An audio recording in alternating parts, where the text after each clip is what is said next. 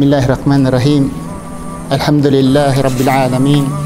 Wassalatu wassalamu ala Rasulillah wa ala alihi wa sahabihi ajma'in. Amma ba'd. Assalamualaikum warahmatullahi wabarakatuh. Nag-research ako, research sa Christmas and the New Year. Centuries. It happened centuries ago. 10, some 20 centuries. Then I have to bring the century story in 30 minutes. So I'm trying my best. How? Paano?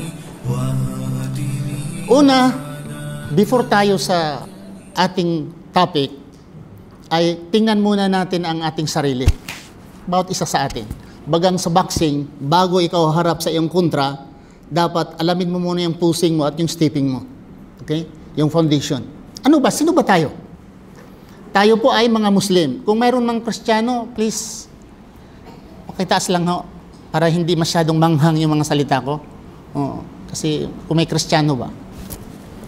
Muslim. Of course, kung ilagay ito sa social media, no problem. Pero dito gusto ko, kung may Kristiyano, I have to adjust myself nga medyo cool magsalita. Pero kung wala, medyo may pagkahanghang yung salita ko. Ha? Alhamdulillah. At least malaman po. Okay. Tayo ay nilikha ng Allah. Kristiyano ka man o Muslim, nilikha ng Allah. At ang mercy ng Allah binigay sa Kristiyano, Muslim o taong mga walang relihiyon. At ang Pasko, ito ay inshallah I will dissect itong subject na ito. Tayo nga Muslim, pag sabi natin, Asyhadu an la ilaha illallah wa asyhadu anna Muhammad Rasulullah, hindi ito lamang dila. Kasi ang akala ng iba, dila lang, Muslim na. Hindi po yun. Actually, kahit hindi mo sasabihin sa iba, sa madla, sa sarili mo lang, gawin mo ang tama, Muslim ka na. Pero ang hindi po lip service to be a Muslim. Okay? When you say Muslim, when you say Ashhadu, na ako'y nanunumpa, you have to accept and you have to reject. Ako'y nanunumpa, ang ibig sabihin, ikaw tumatanggap, Ashhadu an la ilaha illallah. Ako'y tumatanggap kay Allah, na bilang Diyos, nag-isang Diyos, la ilaha, at i-reject mong lahat ng mga ilah. Ibig sabihin yung mga Diyos-Diyusan. Basta kumakain, natutulog, kagaya ng tao, hindi ito matatanggap na Diyos sa mga Muslim. Si Allah lamang. At pag sabi natin Muhammad Rasulullah, ang kahulugan nito, the broader meaning is to accept Prophet Muhammad sallallahu alaihi wasallam. Okay. Ang sabi ng Prophet Muhammad sallallahu alaihi wasallam, sabi niya, kulla bid'atin dalala, wa kullu dalala, anong kasunod? Finnar. Ang lahat ng invention about religion, dalala, or misguidance. Ang kullu dalala, at ang lahat ng misguidance, finnar, ay sila itatapon sa impernong apoy. Tandaan natin, ang tinatawag na innovation, dalawa. Innovation in dunya, and innovation in dinul Islam. Ito ang bawal. Ang innovation sa dunya, eroplano, sapatos, relo, yung mga bagong sapatos ngayon, sasakyan, 4x, etc. These are innovation, bid'ah.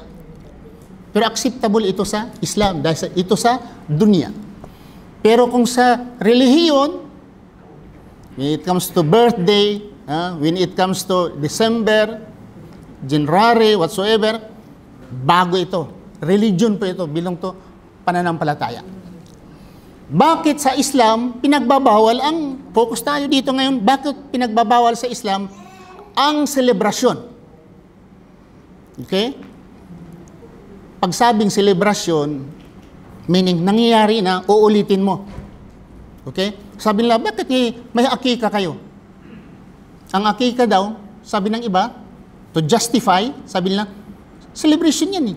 No. Akika is not celebration. Dahil ang celebration, to celebrate, meaning inuulit mo. Ang akika mo, gawin mo ang pagsilang ng anak mo, gawin mo next year, then, no more akika. Birthday na yun. Dito tayo sa tinatawag na Christmas, December. Itong December 25, ang na-focus lang sa ating isip at mga puso bilang dating mga Kristiyano ay itong December 25. Actually, sa December, makita mo si Lolo Santa Claus. Kasing tanda ko, puti na rin ang balbas. Kasama dyan, walang December pag wala si Lolo Santa Claus. Ito lang ang Santa na lalaki. Dahil ang Santa, sa isip ko, babae. Kung lalaki, Santo. Santo Claus sana. Ay, awan ko, bakit na Santa? Okay. Babae na Claus. Okay. Sino ba siya? Si Saint Nicholas. Si Nicholas. Ngayon ay sinilang sa Samira in 4th century, doon sa Turkey ngayon, Turkey. At yung namatay na siya, ang relics niya, yung mga damit niya, o anong mga gamit niya, dinala sa Italy. Nasakop, ngayon, nag-discuss sila ngayon nga si Saint Nicholas ay Italy, mayroon namang nagsabi na Spain. Bakit? Kasama siya sa December sa Christmas. Tandaan natin, walang Christmas, wala si Santa Claus. Yung buhay pa si Lolo Santa Claus. Ang kanyang mga parents ay nanalangin nga magkaroon ng anak. Mayaman sila. Nagkakaroon nga ng anak, sa madaling sabi. Yung binata na, diretsuhin lang natin, to shortcut, ang puso niya ay malapit sa mga mahihirap. Nagkaroon nga may kapitbahay siya, dalaga. Tapos narinig niya ang tatay nga hindi makabigay ng mahar, dowry. Sa Muslim, ang magbigay ng mahar o dowry, lalaki. Pero sa mga, in their olden time, Christian, because si Santa Claus, Christian. Actually, bishop yung uncle niya, yung nagpalaki sa kanya. Nakarinig siya na ang yung kapitbahay niyang Kristiyano, gawin niyang libangbang o paru-paru yung anak niya para makaipon ng pera. Aywan ko yung mga bagong tubo, alam ba nilang paru-paru? Sa English, butterfly. Ang mga bata niyang babae, 3, gawin niyang paru-paru para makaipon ng pera. Sabihin lang natin, mababa ang lipad. Narinig ito ni Saint Nicholas at naawa siya. At narinig din niya nga palaging nanalangin yung Christian nga kapitbahay niya. So dahil sa awa, sa kanyang puso may awa, ang ginawa niya, naghulog, mayaman siya, patay na yung parents niya, naghulog siya ng mga ginto, coins, ginto. Unang panahon kasi, ginto. Ang pera ay ginto. Ngayon na lang papel. Yung unang panahon, ang pera, ginto. Kung di man ginto, silver. Ang nangyari, nakita nagtaka ang mga parents. Sabi niya, dininig na talaga ng Panginoon ng ating dasal. Tapos, sabi na wala naman kaming pagkain. Nagdasal naman sila. Ang ginawa naman ni Saint Nicholas, nagbigay naman ng pagkain hanggang nahuli siya. Yung nahuli siya, na nakalat sa itong tao na ito ay bihira itong ugali nito. So, ang lahat ng mga kapitbahay nakarinig sa istorya niya, ang ginagawa rin, naghanda sila ng mga medyas, sapatos, para kung darating si Santa Claus, si Saint Nicholas, mayroon silang malalagyan. Sa madaling sabi, dahil mayaman siya, sa lahat niyang mga neighbors, ng mga mahihirap, doon, hating gabi, madaling araw, hindi siya nagpakita, naghulog siya ng mga kanyang kailangan ng pamilya. Sa madaling sabi, nawilnon siya at namatay. Namatay na siya, celebrated siya in December 6. So, nag-imbento sila ngayon ng mga istorya. Maganda itong gawing istorya. Gumagawa ang taga-West, gumawa sila ng istorya tungkol ni Saint Nicholas, nakasakay ng nakasakay ng kabayo, may awit pa nga. Santa Claus is coming to town. May mga awit na may mga puwen tungkol sa Santa Claus. Bakit naman may mga green na kahoy? Pag December, may green na kahoy. May Christmas tree. Wala, di mangyari ang December 25 or this month of December kung walang kahoy na green. Ang green na kahoy sa Northern Hemisphere, doon banda sa Northern Europe, malamig ang lugar nila dahil winter, siyempre basta winter, malamig. At ang mga kahoy ay namamatay sa panahon ng winter. Maliban lamang sa nitawag na evergreen tree. Evergreen tree nga ito hindi namamatay. Kahit how many months na winter, hindi namatay. So, thousands of years before the birth of Jesus Christ, prior to the birth of Jesus Christ, thousands of years, sabi nila, yung to venerate the holy tree, yung green tree, evergreen, ay nangyayari na ito sa mga pagans. So naisipan nila sa mga Kristiyano nga incorporate ito sa birth of Jesus Christ. Okay? Ang unang nagdalag sa tinatawag na itong kahoy na mayroong mga bitay-bitay o dekorasyon at may mga ilaw ay si Martin Luther in 16 AD, 17 AD. Siya ang well-known sa history na naggawa ng mga candle sa mga kahoy. Tapos dumating ito sa Britain. Sa Amerika, pinagbabawal. Sana basahin ko itong mga detalye pero hindi na lang. Actually, sa Amerika, pinagbabawal ito. They made a canon law na prohibiting the pagan practices. Kinoconsider nila ito sa Amerikano nga pagan practices. Pero hanggang ngayon, sa madaling sabi, nag-spread na ngayon. Nag-spread ang invention. Si Jesus Christ, bakit 25? Bakit hindi 21? Bakit hindi 22, 23? Bakit ay 25? Dahil prior to the birth of Jesus Christ also, ito si Mitra, ito well-known, ito God of the Sun, we worship ito in Persia, we worship ito in Rome, si Mitra, God Sun, or Sun God, S-U-N, Sun Araw, Sun God. So naimbento ng mga Kristiyano nga very popular ito na day of celebration. Napili nila ito in 336 AD, si Constantine the Great, kasama ang kanang mga obispo, nagdeklara sila na ang kaarawan ni Jesucristo is December 25. December 25. Instead na Sun God, ginawa nilang S-O-N, Sun God. Sun God, anak na Diyos. So from S-U-N, naging S-O. God. So sa madaling sabi, ito ay invention lahat. Dahil lahat ng mga scholars, Bible scholars, lahat ng mga Bible scholars, historians, they admitted nga Jesus Christ never born in December 25. And also the Bible also.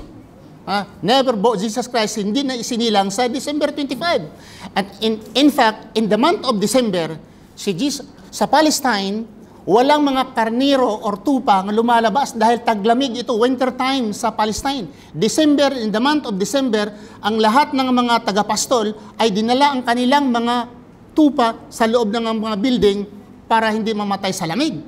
How come the story na ang mga shepherd ay nandoon sa labas? Ito'y nagpapahiwatig na hindi taglamig, kundi tag-init.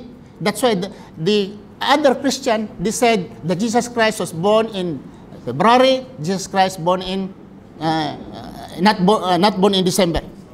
Okay? Ito ang pagkasimula tungkol po sa to venerate Jesus Christ born in December 25. Okay? Sa madaling sabi, invention po lahat. Ang mga Kristiyano, before that, hindi pa isinilang si Jesucristo. Doon sa Rome, may another celebration sila, December. It's December in Julian calendar, December 17 to December 23. And the other history also, December 17 to December 25, the end of December 25. Mayroon silang celebration na tinatawag Saturnalia. Saturnalia celebration. Si Saturnalia, Saturn, the god of agriculture. Marami silang god eh. Kung medyo mahaba yung balbas mo, gawin ka na god. Saan si Ibrahim? Noong unang panahon, basta pinakahabang balbas po, gawin ka na ng Diyos-Diyusan. Ginawa. So, hindi natin pag-usapan yung God Zeus, si Neptune, si Pluto, mga god yun eh. Okay? Itong si God Saturn, God of Agriculture. Ang kagandahan, sinong hindi mag-participate? Siguro kahit Muslim. Kung ito ay practice pa ngayon, kahit siguro Muslim. Mag-join ito. Bakit? During this December 17 to December 23 or 25, sabi ng history, all moral prohibition or moral restriction is abandoned, lifted out during these days. Rape, killing, pagnanakaw. During these days, ibig sabihin, makagawa ka kung anong gusto mong gawin. No prosecution. Walang huli, walang punishment during these days. So, not popular. Not popular. Well, imagine, kung supposing sa Manila, kaya sabihin ni Mayor Isko Moreno na, sige, 3 days, bahala kayo, magnakaw kayo dyan, 3 days lang. Kundi maubos yung mga tindahan sa Manila, 3 days. Walang huli, walang kulong. Sa kapanahonan ng mga pagano, December 17 to December 25, tinatawag nila ito nga Saturnalia celebration, walang kulong, walang huli, rape, killing, etc. Any immoral practices or decency. Lifted out, wala na, bahala na. Now, dito tayo sa New Year. Ito namang New Year dahil running out of time.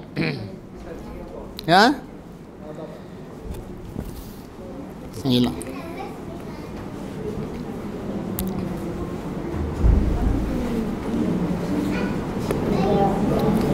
Itong bakit bawal naman sa Muslim? Tandaan natin we make a conclusion. Bakit bawal sa Muslim ang celebration? Bakit? Dahil ito'y pinagbabawal ng mga scholars at hindi ginagawa ng Prophet Muhammad sallallahu alaihi wasallam, hindi ginagawa ng kanyang mga sahaba, at walang isang propeta sa Bible. There is no holy person in the Bible, single holy person in the Bible had been celebrating such celebration birthday. Wow, yan dahil ang bawal, hindi ginagawa ng propeta, pinadala ang mga propeta sa Allah para sundin ang mga propeta. Dahil kung tayo ang masusunod, sabi ng Allah, walaw ittaba al-haq ahwaahum lafasadat as-samawati wal ard wa man fihinna bal ataynahum bidikrihim fahum muridun. Sorry kung mayroon ako naligpatan. If the truth, sabi ng Allah, if the truth, katotohanan, in accordance to human desire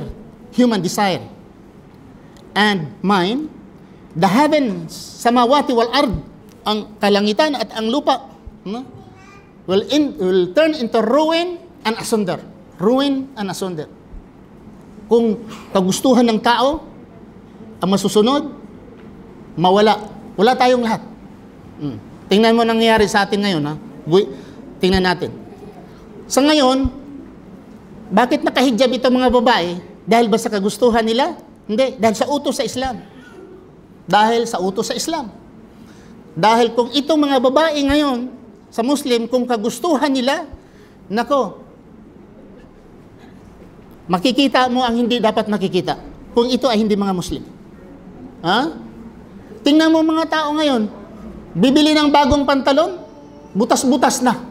Gusto pa lang butasin. Butas. Ang pinakaluma-luma na damit, sikat sa kanila.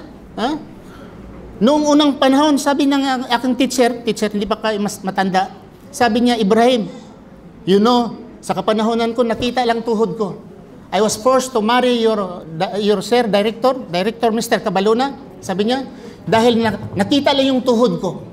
Nakita lang yung tuhod ko, na force siya, yung teacher kong profesora, ang babae, napilitan mag-asawa sa lalaki dahil nakita daw yung tuhod niya. Ngayon, anong ipakita? Hindi na tuhod, pati singkamas ipakita na.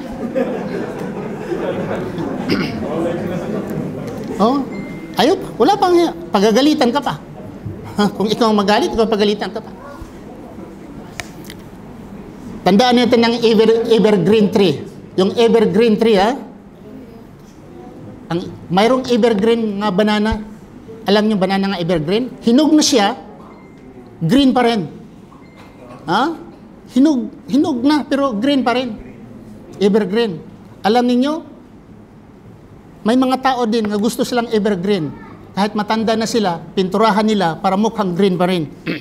Ibig sabihin, bata pa rin. Dito tayo sa New Year.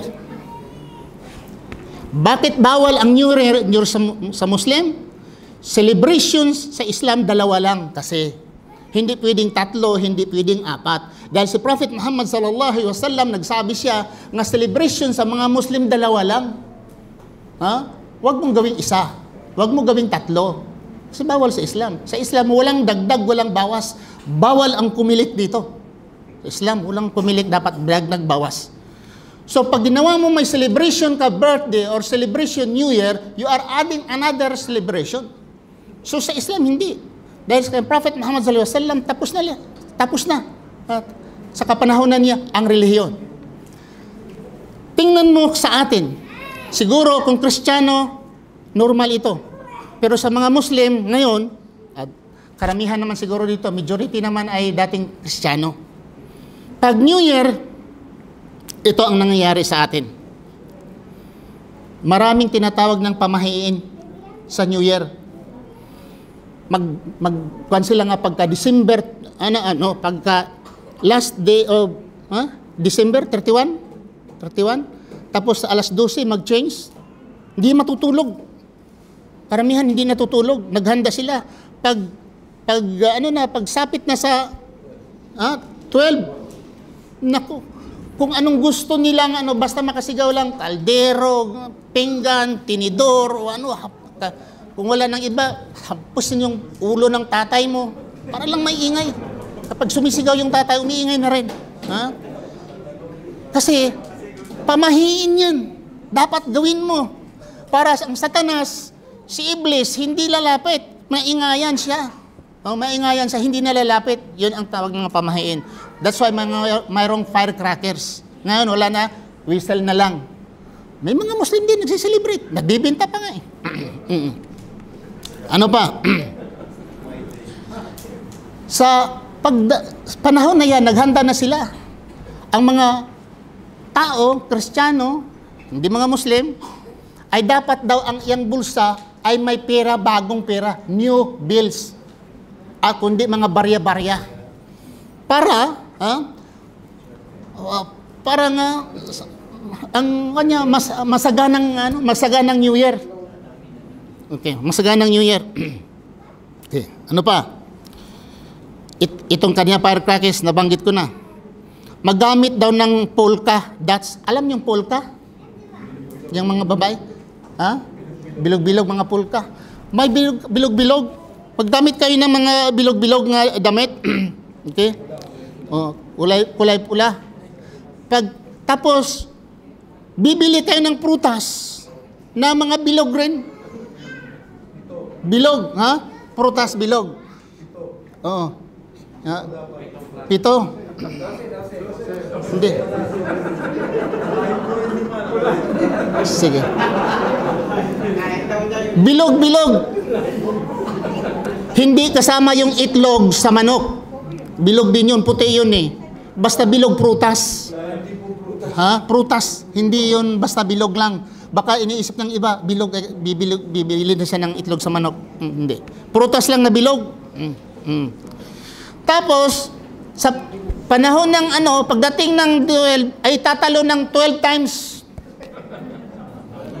Minsan na nakasabi nga ako, ang Bagyo pala, may kabutihang nabigay at mayroon din kasamaan.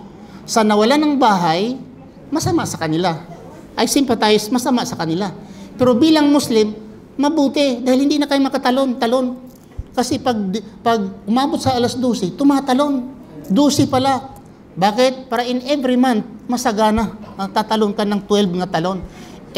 Sa probinsya naman, bihira lang makatalon dahil kawayan eh. Pag tumalon ka, diretso ka sa lupa. Kasi ang sahig sa kawayan. Tatalon-talon. Imagine, nagtaka ako, ang dami pa dito.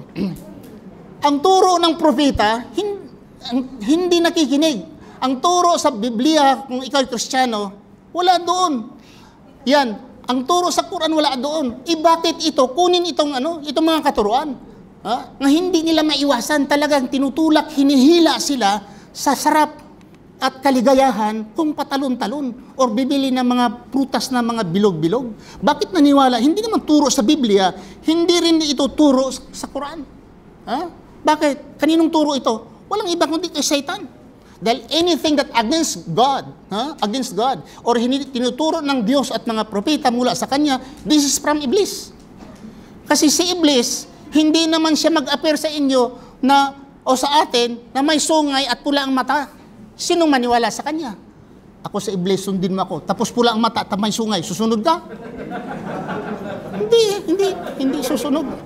Sino ka? Iblis ka, pangit mo.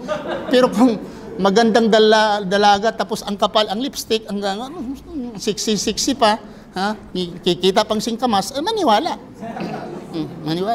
Maniwala. Sir, noodles, kain daw kayo ng ito. Huwag niyo itong gawin basta nanood, ilagay ito sa social media, baka sabi nagturo ako nito para sundin. Hindi. Bawal ito. Bawal ito Baka sabi nyo, tinuturo ni Ibrahim yan, baka ikat nila, i-edit, tapos ito si Wendell Raba, idugtong-dugtong ito ni Wendell, nagtuturo ako ng Kakain kayo ng noodles at pansit yung mahaba. Para hahaba yung buhay ninyo. Imagine, maraming naniwala sa atin ito. Ang rason ng mga kafir, sabi nila, wala namang mawala kung subukan. Wala daw mawala kung subukan. Yan ay karaniwan natin naririnig. Meron. Ano ang nawala? Ang iyong pananampalataya. Ang iyong paraiso ay nawala. Dahil kung namatay ikaw habang kumakain sa pansit, yan ang paniwala mo. Diretso ikaw sa impyerno. Tumatalon-talon ka, tapos pagtalon mo doon, may binangon to nga perti ka taligos tong. Natugpa ka doon sa binangon. May sundang. Doon ka tumupa, di patay ka, tumatalon-talon. Di patay ka. Impyerno ka kung namatay nito. Dahil, listen, mga brothers and sisters, kahit 50 years tayo nagtuwad-tuwad, 50 years tayo nagtuwad-tuwad. In 1 hour or in a minute, naniwala ikaw na ito ay makatulong sa'yo, namatay ka diyan, useless yung lahat. Dahil shirk ito. Shirk ito. Kabaliktaran din, kung ikaw ay masama, rapist ikaw, killer ikaw, for how many? 50 years, in 1 minute, nagsabi ka, Asyhadu an la ilaha illallah Muhammad Rasulullah, namatay ikaw, the time, it also paraiso. Vice versa. Pero kung ito ang pamahiin natin, maraming naniwala nito. Lagyan ng mga ilaw ang bahay.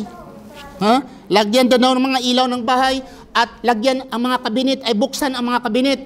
Pintuan ay buksan, bintana ay buksan para daw ang biyaya ng Panginoon ay darating sa iyo. Bukas lahat. So kung yung magnanakaw, alamin ninyo. Kasi kung mga magnanakaw, yung mayaman dyan, galing sa abroad, pagbukas yung bintana at pintuan, panahon na yan. Para daw, huwag maglinis ng bahay. First day, huwag maglinis ng bahay. Huwag magbili, huwag magpalabas ng pera. Kasi first day, magbili ka, o magpalabas ka ng pera, or magbayad ka ng utang, and first day, New Year, ay palagi kang may utang. Palagi kang may utang. So, bakit nasabi ko ito mga kapatid, nakuha ko ito, dahil ito lang mga partial na nasabi ko, this is the reason na mga Muslim ay hindi mag-participate. Ito ay isa sa mga reason. Dahil ang Prophet Muhammad sallallahu alaihi wasallam, alam na niya ito lahat. That's why sabi nga niya, ad-dalala, kullu dalala. Alam ng Prophet Muhammad sallallahu alaihi wasallam, by the guidance of Allah, alam na nga darating ito mga panahon nga ang mga tao maniniwala sa mga bid'ah.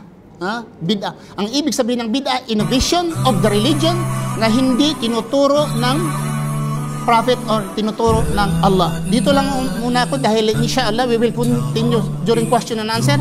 Subhanakallah Allahumma bihamdika asyhadu an la ilaha illa anta astaghfiruka wa atubu ilaik. Assalamualaikum warahmatullahi wabarakatuh.